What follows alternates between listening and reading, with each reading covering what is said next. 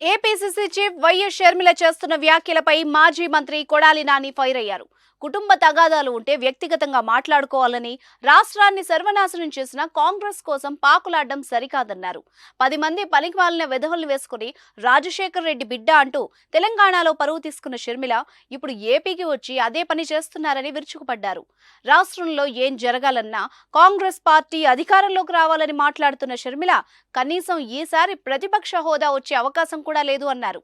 ఎంపీగా కూడా గెలుస్తాడో లేదో తెలియని రాహుల్ గాంధీ రాష్ట్ర సమస్యలు ఎలా పరిష్కరిస్తారని నాని ప్రశ్నించారు. గజం కేవలం 26,000 రూపాయలతో 165 గజాల భూమి కేవలం 52 లక్షలు మాత్రమే. 0% ఓట్ బ్యాంక్ ఉన్న షర్మిల పార్టీ 1% ఉన్న కాంగ్రెస్ తో కలిస్తే ఏం జరుగుతుందని ప్రశ్నించారు.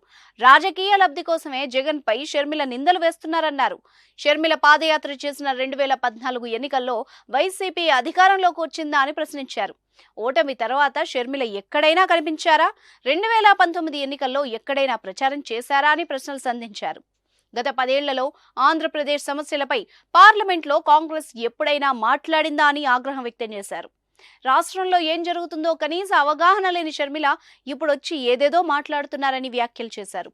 ప్రతి పథకానికి రాజశేఖర్ రెడ్డి పేరు పెట్టి ఆయన అడుగుజాడల్లో నడుస్తున్న జగన్ ప్రభుత్వంపై నిందలు వేయడం దారుణమని కొడాలి నాని ఆగ్రహం వ్యక్తం చేశారు. ఇప్పుడు షర్మిలమ్మ తెలంగాణలో తెలంగాణ ప్రజల కోసం ఆవిడ అక్కడ పార్టీ పెట్టి 4,000 కిలోమీటర్ల పాదయాత్ర చేసి తెలంగాణ ప్రజలను ఉద్ధరిస్తానని చెప్పి, రాజశేఖర రెడ్డి బిడ్డనని చెప్పి, రాజశేఖర రెడ్డి గారి ఆశయాలు సాధిస్తానని చెప్పి అక్కడ ఏం చేసిందో తెలంగాణ ప్రజలు, ఆంధ్రప్రదేశ్ ప్రజలు కూడా చూశారు. అక్కడ ఆవిడకి 0% ఓటింగో లేదా 1% ఓటింగ్ ఉండేది. ఆ పార్టీ ఇంకొక 0 ఓటింగ్ ఉన్నటువంటి పార్టీలు విలీనం చేసి ఇక్కడికి వచ్చి ఆవిడ మళ్ళీ ఇక్కడ కూడా సేమ్ డైలాగులు, ఆంధ్రప్రదేశ్ కోసమే పుట్టాను, ఆంధ్రప్రదేశ్ ఉద్ధరిస్తాకు పుట్టాను, ఇవన్నీ కూడా రాజకీయంగా ఏదో రకంగా ఒక పదవిలోకి రావాలని చెప్పి కాంగ్రెస్ పార్టీ ప్రాపకం కోసం జగన్మోహన్ రెడ్డి గారి మీద నిందలేస్తూ తిరుగుతుంది. ఆవిడ పార్టీ కోసం కష్టపడ్డాను, పార్టీ కోసం ఇది చేశాను, అది చేశానని చెప్తుంది.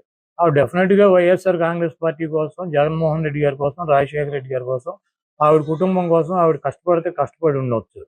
అయితే ఆవిడ 2014 ముందు 2012లో జగన్మోహన్ రెడ్డి గారు జైలుకి వెళ్ళినాక సెప్టెంబర్లో పాదయాత్ర చేసింది.